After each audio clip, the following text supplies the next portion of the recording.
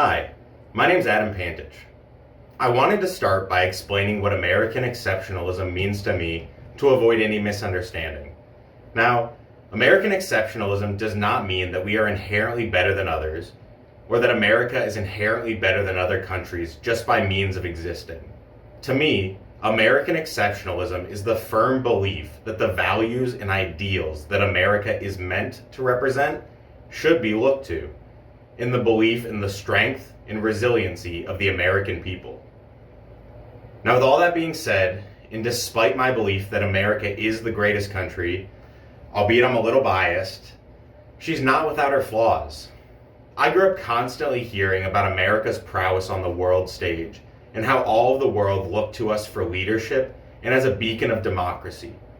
And while this may be true in some cases, as I grew, I quickly learned that the promises laid out in the Constitution from the government to the people had been broken time and time again. Now, I want to be clear. I call out these issues and I criticize the country because I care and I want to see the country improve. The harsh reality is that true patriotism is not blind loyalty to your country. True patriotism is loving your country enough to recognize the flaws and work to improve them, not only for yourself, but for your community. Our current political system is stuck in a deadlock due to the two-party system. We are presented with two sides of the same coin. Parties and politicians dead set on helping everyone but their constituents. This isn't to say that anyone who runs in a party is inherently bad or does not care. But any politician who prioritizes personal gain over the interests of America and their constituents is a traitor. It's as simple as that. It's time politicians stopped enriching themselves at the expense of the common person and are held to the same, if not higher standards than the rest of us. And that they are held to the guarantees outlined in the Constitution, principally life, liberty, and the pursuit of happiness.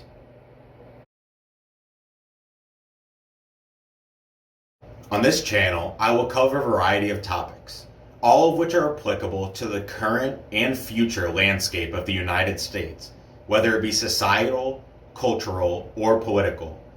My hope is also to invite guests and subject matter experts on for debates and discussions, as well as cover a variety of individualistic topics such as personal growth and self-discipline.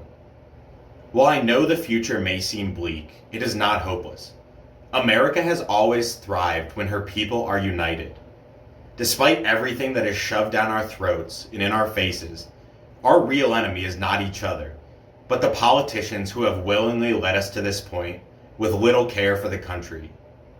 The future of our country is not Democrat or Republican, but American.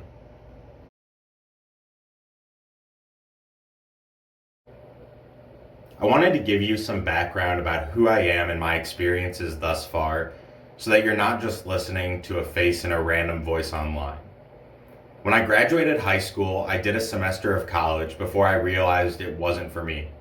Something about all of those extra classes that have nothing to do with your major, so that the universities can take a little bit more money and call you a well-rounded student. After that, my parents gave me a week to make a plan, which I don't fault them for, but as a young 18-year-old, I decided to enlist. Now, despite all logic, I decided to go infantry because I wanted to be gung-ho and hua.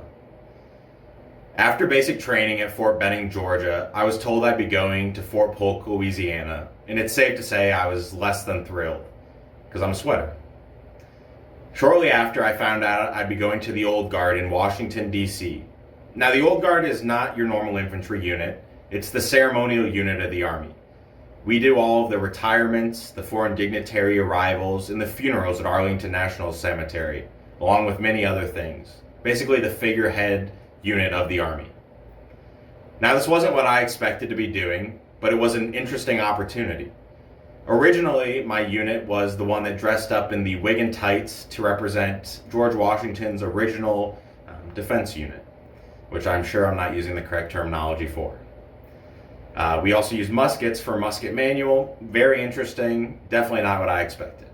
From there, I got chosen to be an announcer. We were coined the voice of the old guard, but basically all we did was announce for ceremonies, and it was a good experience. I learned a lot and got good at public speaking. After I got out, I went to work for a startup in Cincinnati, Ohio. I gained a lot of valuable experience here and a lot of valuable life experience through trials and tribulations that I lived through. I had my ups and my extreme downs, and after some self introspection, I started to work on myself, working on self improvement, my discipline and development, and looked internally. In December of last year, 2020, I realized that it wasn't for me anymore, that I needed to do something. I couldn't sit back and hope that the country would change. I couldn't hope that someone would change it for me.